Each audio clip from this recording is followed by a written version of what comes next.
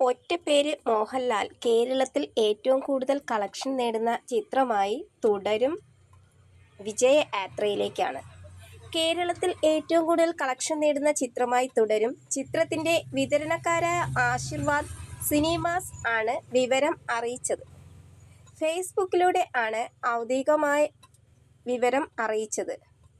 Tovino Thomas, Jude Antony Joseph ചിത്രം 2018 മറികടന്നാണ് തുടരും നേട്ടം സ്വന്തമാക്കിയത്. മറികടക്കാൻ ഇനി റെക്കോർഡുകൾ ഒന്നും ബാക്കി ഇല്ലെന്ന കുറിപ്പോടെയാണ് ആശീർവാദ് സിനിമാസ് അപ്ഡേറ്റ് പങ്കുവച്ചത്.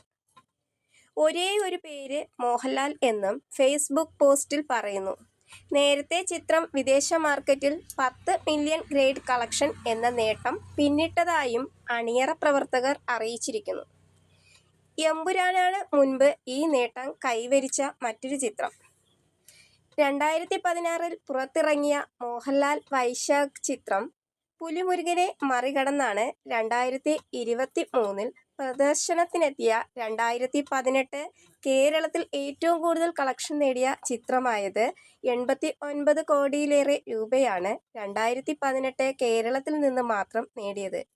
ആഗോള കളക്ഷനിൽ 250 കോടി പിന്നിടും കേരളത്തിൽ 2018 മറികടക്കാൻ മോഹൻലാൽ പൃഥ്വിരാജ് ചിത്രത്തിന് സാധിച്ചിരുന്നില്ല.